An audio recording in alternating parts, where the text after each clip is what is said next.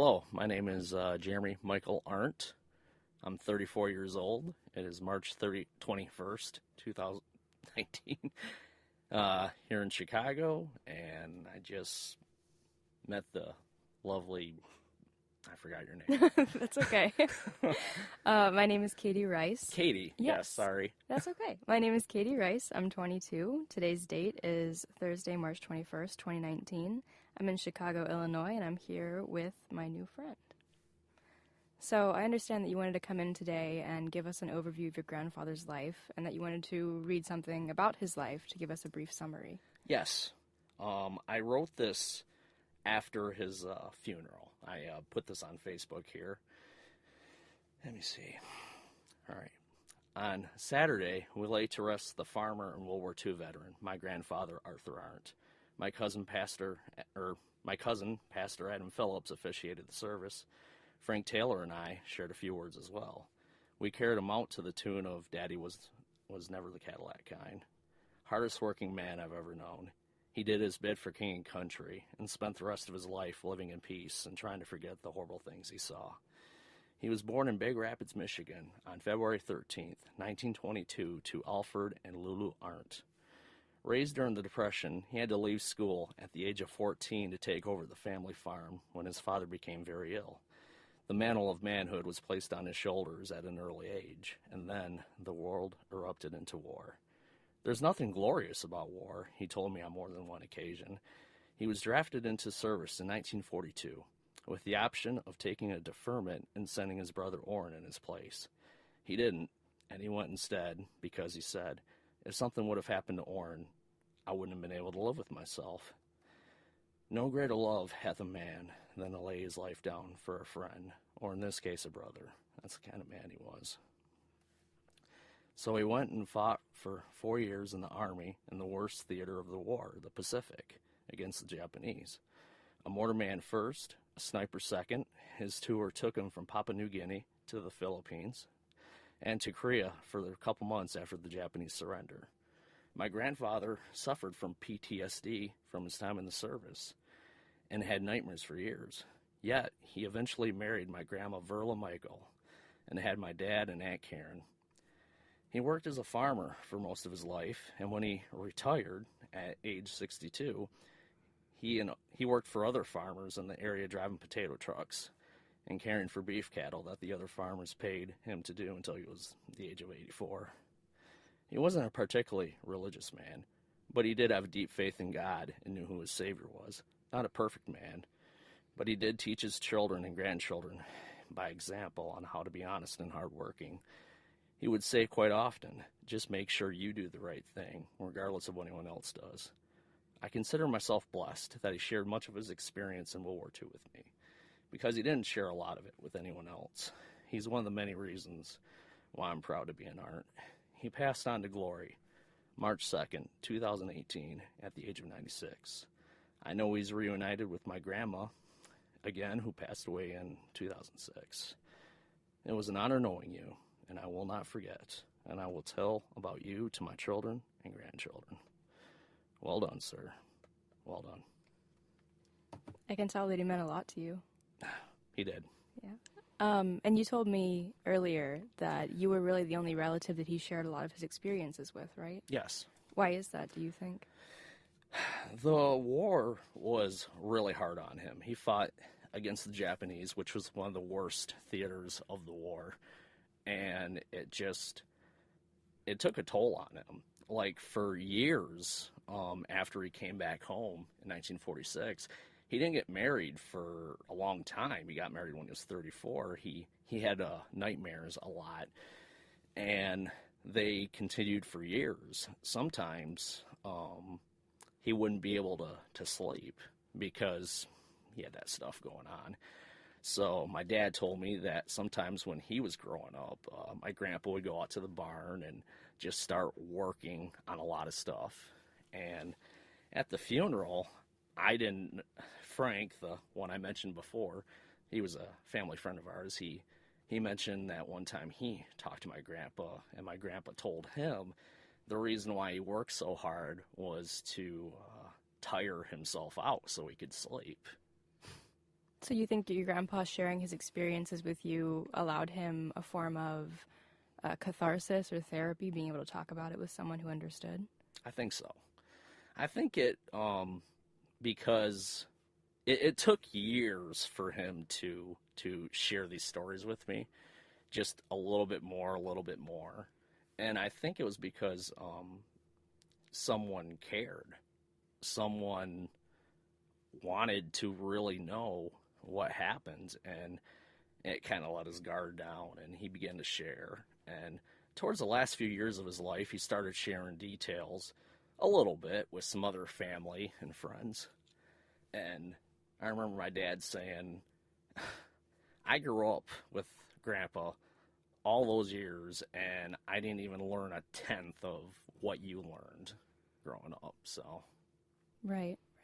So did your grandpa share much about his life before entering the service with you? yeah.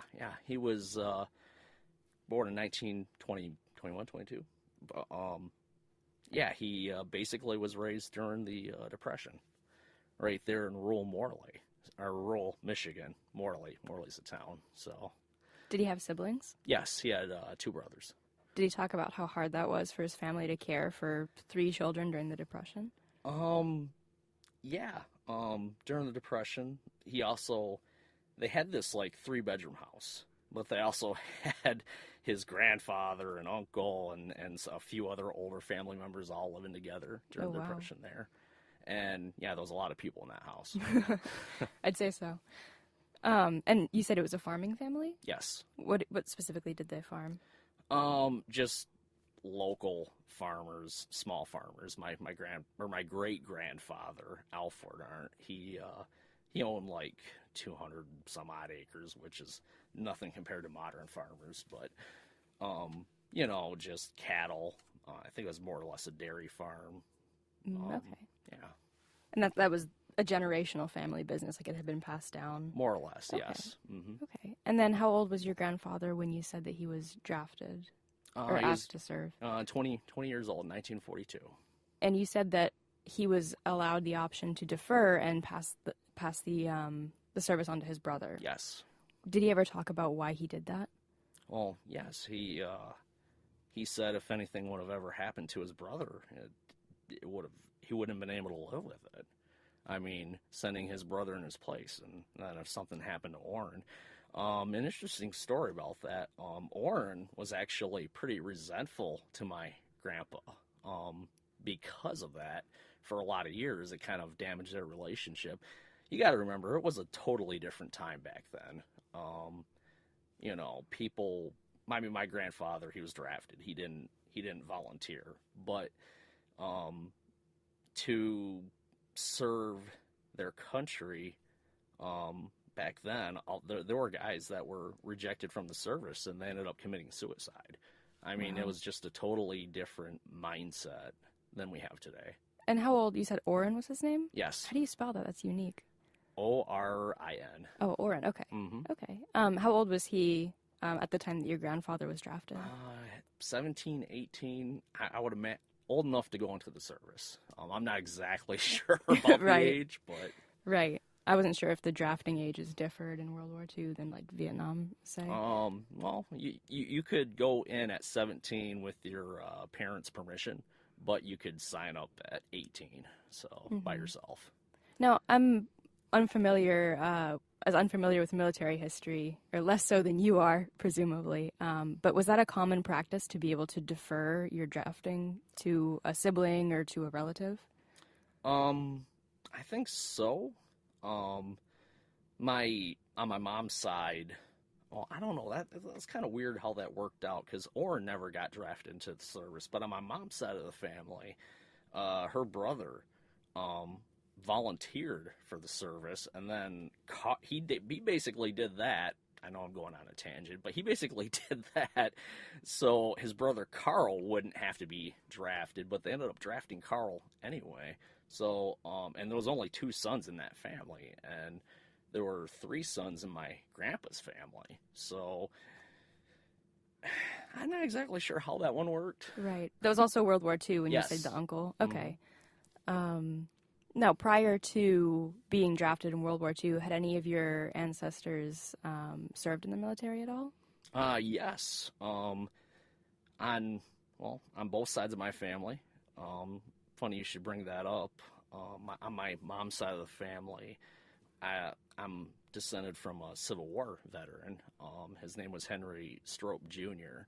He served for a Michigan regiment during the Civil War, and That would be the Union, right? yes, Okay. and yeah, he marched with Sherman to the sea. Another side thing I find kind of sad, like he lived to be like 98 years old. He died in 1937. Wow. Yeah. And in 1925, the local paper, which was called the Lakeview Enterprise, like back in history, X amount of years ago today, we got a little clipping that says Henry Strope shared a story, and they made an article about it. But when I went to try to find that article, which was from 1925 at the local library, well, a lot of the articles between 1918 and 1932 were lost in a fire. Oh, no. Yeah. Oh, So no. that history is gone. Wow. Yeah. Thank Just- goodness for modern archival technology. Yeah. Wow. So do you think your grandpa was conscious of that military family history? Do you think that impacted his decision to serve or to defer the service? On the Arndts side, he had two uncles that served in World War II. They were twins, and then that was World War One, and then there was a few Civil War veterans even on his side of the family, and then going all the way back to 1731 when the Arndts came over here to America, the whole family fought in the American Revolution.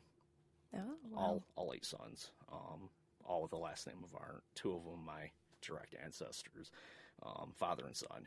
But yeah, it's funny. There's even a church out in Easton, Pennsylvania called Arndts Lutheran. My family, my ancestors built and founded that church, and it's Wow. still there today. That's So, really cool.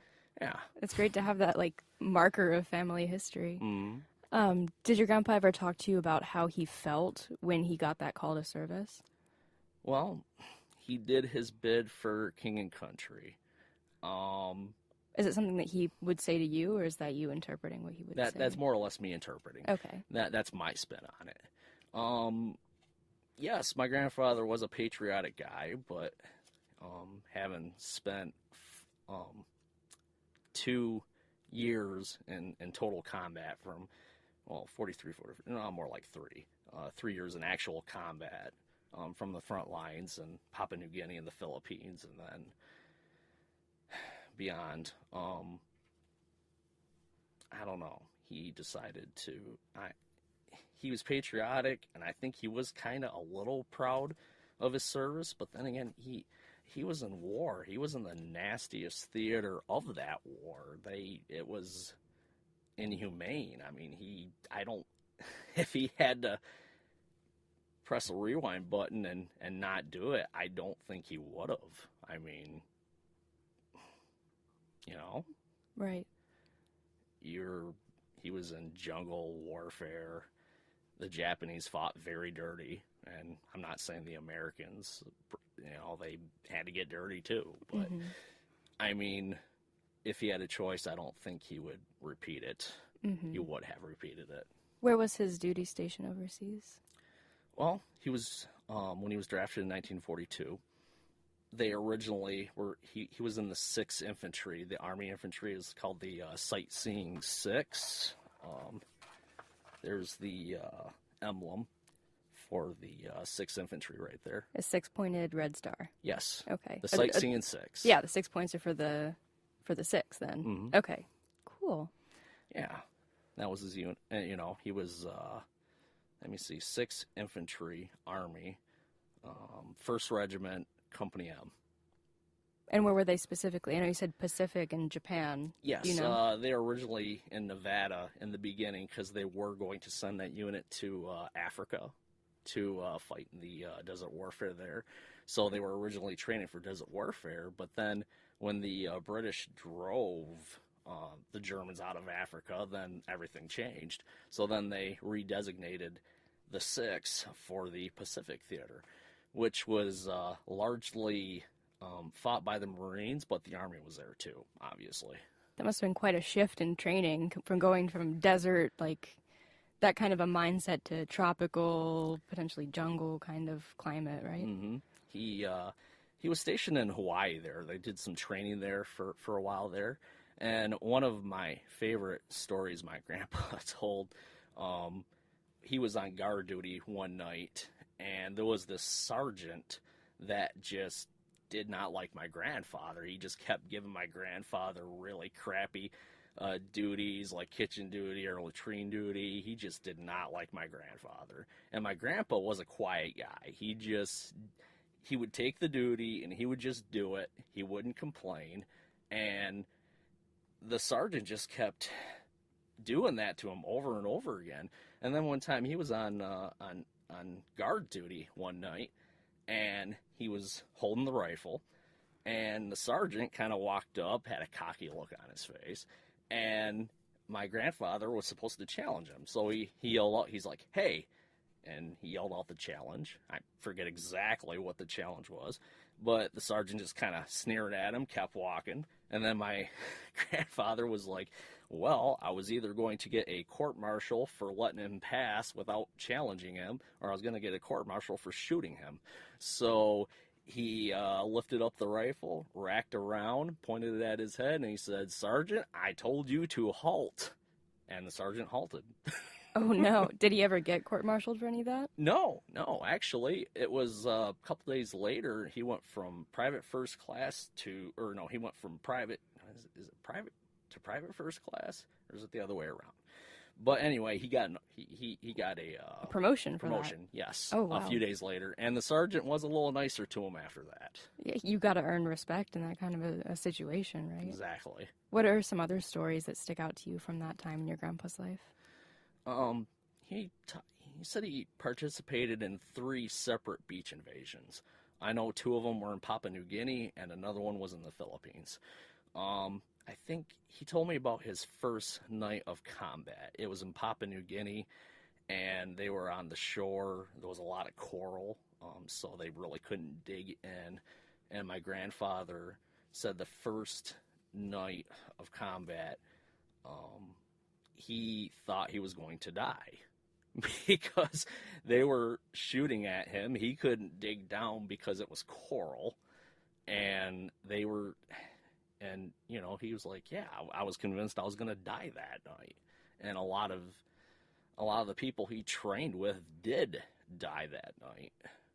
It was pretty bad. Did he ever talk about what it was like for him to see all these relatively exotic places as a small farm boy from Michigan? Yeah. He said that in Papua New Guinea, the people down by the coast, in his words, he said they were very dishonest. They stole, and they stole from the army all the time, and then the Australian troops, he didn't particularly like them either. I mean, but he said the people in the mountains, the Aboriginals in the mountains in Papua New Guinea, he said they were the nicest, most honest people he had ever met. I mean, it's a totally different culture. They were isolated tribes up in the mountains or whatever, and they didn't have a lot of experience with the outside world, so he did remark on that. So, did you have any other stories from that point in his life that you wanted to share? When he was in Papua New Guinea, he contracted both malaria and hepatitis A. Ooh, that's a combination. Pretty much at the same time, yeah. He was sick. It knocked him out for a couple months. And he was at the hospital, and he told me that when he was at the hospital, the front line was like 6 or 7 miles away, so you could see the smoke, and he could hear the fighting and everything going on. And he did remark that there was this nurse that seemed to take a liking to him. All the other guys were all kind of coarse and just being guys. But my grandfather was always a really modest guy, so the nurse noticed that he wasn't trying to hit on her like all the other guys were, and she would come over and just rub his back and whatnot, and he said, yeah, I never really pursued that because again, he was convinced he was going to die at some point. So he's like, I didn't really do anything about it because, yeah, I didn't want to start something and then die on her, more or less what he told me. So I know you mentioned before that he had PTSD, and it seems that, at least in your retelling of what he told you, one of the dominating emotions was fear during that period of his service. What other emotions did he recount to you as having experienced? Like, I remember when he said he was in combat, he would talk about replacements coming in. And he told me that, you know, it must have been really hard to be a replacement because you were coming in with a bunch of guys, because he trained with the core group of his guys since 1942 up till 1943, 1944. So they've been together through training and their first experience with combat. But when you had all these replacements coming in, he's like, you didn't want to get to know them because they'd come in and 3 days later they'd leave out in a body bag. And he was like, they didn't get the experience of training with all these guys, and they're trying to fit in with these core guys that were together, and yeah, just completely green and inexperienced, and it got him killed, a lot of them. And you could tell it bothered him when he talked with me about that. He also said that the guys that he was with from the beginning, he was really close to them. I mean, in combat, the camaraderie kind of brings them together. He basically said they were his brothers, and I think he meant that in every sense of the word. Do you know if he kept in touch with them post-war? Yes.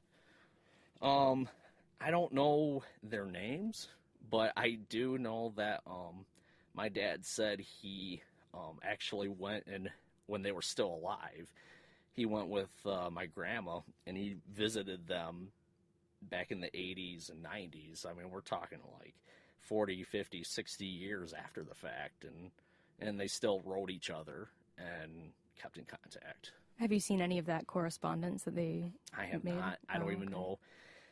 I'd have to ask my Aunt Karen about that, if those letters are around or not. I do not know that, unfortunately, which I guess I got to go check now. Yeah, that would be really interesting to follow up on, maybe see if they're still alive. I don't know if they've passed or not, or at least try to look at that correspondence. Mm-hmm. That would be some really good material for maybe writing a biography of your grandpa. That seems like something that you obviously have a lot of resources here and a lot of his knowledge. Sharing his life in that way might be a good way to go.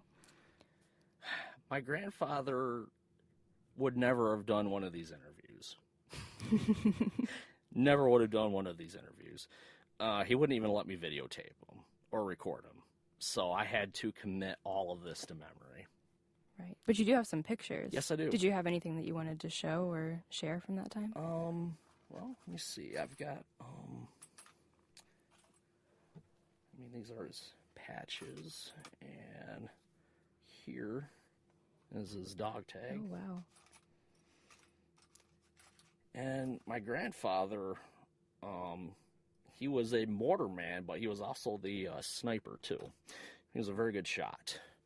Growing up in rural Michigan, sometimes they had to go hunting, and he became a very good shot growing up through the Depression, through hunting and whatnot. An interesting thing, after the war, he never went hunting ever again. Wow. Because obviously, it. Even years later, when hunting season did, like every November 15th, it's like a holiday up there in rural Michigan. But even hearing the guns go off On opening day, he said it sounded like World War II all over again. Do you think that might have triggered some of those PTSD feelings that he had? Yeah, I think so. And what does it mean to you to have this stuff now that your grandpa carried with him through a gruesome, very impactful war for him? Well, I mean, it's when you have something tangible, when you have something that you can see and hold, and, you know, it connects you to history on a whole nother level, especially when it's something of someone that you loved and admired, you know?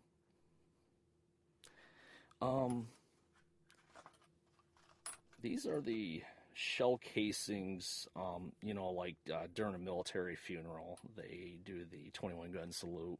These were a couple of the casings right there from that. From a funeral? Yes. From his funeral? His funeral. Okay. Yes. And, well, let me see. Try not to. Yeah, don't want to lose anything. Or... No. No, I would be crushed. Yeah, here's this portrait that I brought right there. Oops. I can definitely see the resemblance. Can you? I can, yeah. And here's one of my favorite pictures. I think that was taken back in the I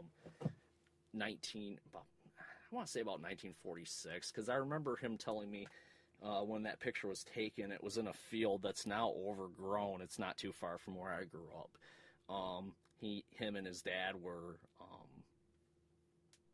doing stuff out there, and he actually ended up losing 2 of his fingers in a farm accident. Oh no. Yeah, and I think that picture was taken the day he lost his fingers. So this is the last picture of your grandpa with 10 fingers. Yes. Okay.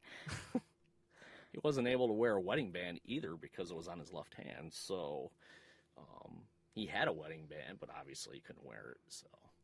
Well, your different hand. Wow. So this would have been after he returned, shortly afterward. About 1946. Mm-hmm. Mm-hmm. Did he recount to you what that process was like, leaving war and then coming back to live this normal life? Yeah, he told me when he was got his honorable discharge. He was, let me see, I think he was in Korea towards the last, after they dropped the bomb, you know, at Hiroshima and Nagasaki. He went as a peacekeeping force in what would now be South Korea, because the Soviets occupied the northern part, and then the Americans occupied the southern part right after the war. And he went through not a court martial. Well, maybe it's a court martial. I don't know. But anyway, he went there. He got his corporal stripes, and then he said that he went home, first to Hawaii, then to California, and then he took a train from California to Grand Rapids, Michigan. And he said that he met a guy along the way. They were both from Michigan. And man, I wish I could recount this better. No, I'm getting a picture of what you're trying to say. Okay, but they got to Grand Rapids, and I think from Grand Rapids there was still a rail line going up to Morley, where he's from. And him and this guy spent the night at the station because apparently there were no more trains going north at that point. And then when the next morning, he parted ways with this guy. I don't know if he kept contact with him or not. But he said, yeah, he went home to Morley and got off the train, and he walked 2 miles to his parents' place, his parents' farm. And he said it was the first 3 years was really hard for him, coming back. Like, back then, they didn't really understand PTSD like we do now. And, you know, he just went back to farming, went back to what he knew, what he grew up with. So, yeah. Did he describe some of his experiences with PTSD during those first tough 3 years to you? He had a lot of nightmares, a lot of them, and they still happened later on in his life. They got less and less frequent as years went by. But he told me that's specifically one of the reasons why he chose not to pursue anyone for marriage for quite a few years because of that. I guess these nightmares were pretty violent. He'd wake up and sometimes he wouldn't know where he was, and he didn't get into great specifics exactly what was going on, but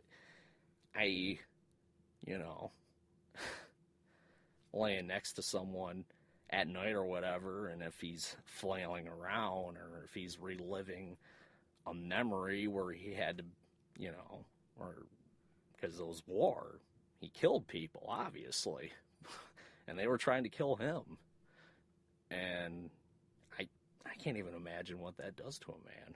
I've never had to endure that. I've never had to experience that, and I'm thankful I didn't ever have to. It'd be interesting to maybe try and get a hold of that correspondence between your grandpa and his band of brothers that he had there to see if they talked about those experiences at all. Because I'm sure that people had these experiences, they just didn't talk about them and share them. Because like you said, the culture wasn't as welcoming or understanding as it is today. Mm-hmm. Was your grandpa formally diagnosed with PTSD later in life? Not that I'm aware of. When I say PTSD, I know that I'm not a doctor. I can't really make that prognosis. But from what I understand of PTSD, I would highly think he most likely suffered from it. So, right, yeah. And what year did you say he and your grandma got married? 1955, I think. And what was your grandma's name again? Or 56. Verla Michael was her maiden name. And how many children did they have? 2. My Aunt Karen and my dad. What years were they born? My dad was born in 58, and I think Karen was born in 60, I think. Oh, he told me this story many times. Actually, he got to the point where the nightmares kind of subsided, and he was like in his 30s by that point, and he got to thinking, well, I don't really want to spend life, I really don't want to spend life alone. I'd like to find someone. So he lived up in Morley, and he figured, well, I'm going to find me a factory job down in Grand Rapids because it was probably a pretty gal or something working maybe down there or whatever. So he started working at this one factory, and it was all dudes. And he's like, well, there kind of goes that idea. But then he became friends with a guy that ended up becoming his brother-in-law. He kept going on and on about his maiden or old maid sister-in-law. And my grandfather was like, Bill, tell me more about this old maid sister-in-law that you have. And then he eventually got them to set him up, and my grandpa came over to their house, and my grandma was a really quiet, really shy woman, very intelligent woman, but she was shy, and she was at the piano playing, and my grandpa came in, and he's like, she was kind of over there and kind of looked at me and then went back to playing, and then he's like, yeah, she must have liked what she saw because she agreed to go on the date with him. And they went on the date, and they were going to go into a restaurant. And he's like, well, do you want to go in the restaurant and get something to eat? She's like, no, I just kind of want to stay in the car. And he's like, oh, I'll go in the restaurant and get food, and we'll bring it out, and we'll just eat in the car. And, they talked and everything, and at the end of the date, he's like, well, she must have really liked me because she wanted to go on another one. And then, I think they only dated for 4 months before they got married. Wow. That's really sweet. Yeah. Is your grandma still around? No, she passed away in 2006. Oh, okay. But they were, they were a few months shy of their 50th wedding anniversary when she passed away. Did he ever talk to you about his relationship with her beyond how they met? Yeah, I mean, like she was always really quiet, and I remember one time, he was talking, he was like, man, being such a quiet, woman and everything, like, one time she really surprised me, because, she made an announcement up at church, and she went up there, and was like, presented herself in a very professional manner. She also went to college too. She never finished college because she ran out of money. But he was really impressed that she was surprised she was able to handle public speaking so well. And he loved her, obviously. Spent like almost 50 years of marriage together, and yeah. Do you think he told her some of the things that he told you about his service and his experiences? From what I know, he told her some stuff. I still think I'm the person he's told the most to. My grandma never really commented on what he told her or what she didn't, or she never really commented on that. And what was your grandpa like as you knew him? As I knew him? Mm-hmm. Well, a very hardworking man. Not a perfect man. He was kind of a perfectionist. He liked everything perfect, and if you didn't, like, in the summertime, we would bale hay and whatnot, and we had to have in the barn, we'd had to have it perfect. It couldn't be like a pyramid where it was stepped back. It all had to be perfectly tied together. And if it wasn't perfectly tied together, he let you know. Okay. And let's see. Did you have anything else you wanted to say about him or his life, or another story that you wanted to tell?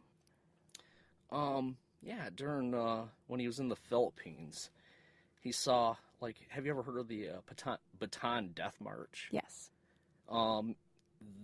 Like, when they invaded the Philippines, they actually rescued some from a concentration camp in the Philippines. Some of the soldiers that were there since like 1941, when the Japanese originally invaded the Philippines, they captured 10,000 American troops.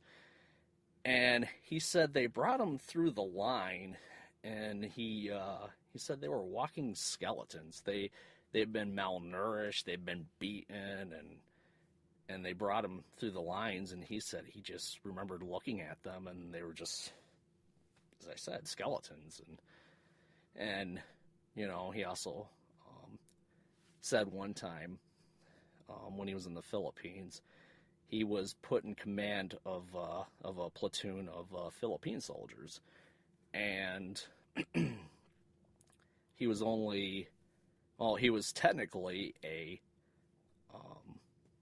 technically just a private, but he was an acting staff sergeant. They froze the ratings after the War of Europe was concluded. They froze the ratings in the Pacific. So he was an acting staff sergeant, but like the thing with the Japanese, they couldn't, very early on in the war, they took off the insignias, that denoted rank, because the Japanese would purposely pick off all the officers and the NCOs, or non-commissioned officers. So very early on, they got rid of the ranks and everything.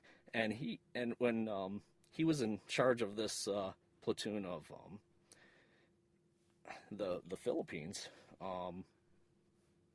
he wasn't sure if they were going to kill him or not.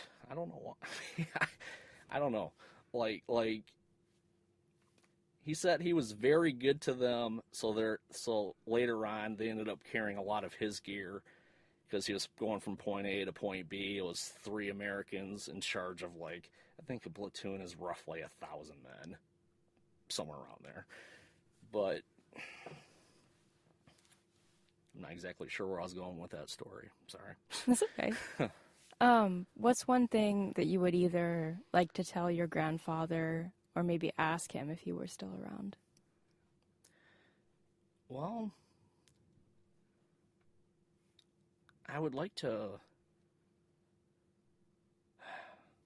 kind of wish I could know even more than what he told me, because I know he still spared me a lot of details. There was obviously there was things he saw that he probably tried very hard to forget, and I wish I would have. I only asked a couple times if I could record his story, and he just he brushed it off, so I just left it alone. But I'm kind of wishing I would have actually, well, not pressed him, but would have been a little more adamant about, I still don't know if he would have agreed to it or not, but I feel like because all this information I'm giving you is secondhand. It's from my perspective, my experience, so it would have been better to have it from the source, if that makes sense. Yeah, absolutely. And I know that you said that you're very interested in American history and potentially military history as well. Mm-hmm. Did that come about as a result of talking to your grandfather about his experiences? That, and on my mom's side of the family, my grandma Miro, with Richard, the other World War II vet that was in the airborne, he died over there. I think that both these things kind of started my interest in history very early on, and gave me that drive to learn more about it. Okay. And is there anything else you want to say as a closing remark about your grandfather, about your experience with him? Well, he taught me the value of hard work. He taught me that no one's going to hand you anything. You have to go out there and just earn it. And there's nothing wrong with manual labor. There's nothing wrong with just working with your hands. That's all my grandfather wanted to do, was farm. It wasn't easy. It wasn't super profitable. They weren't very rich, but he showed me the value of just giving everything you have in pursuing your goals. Okay.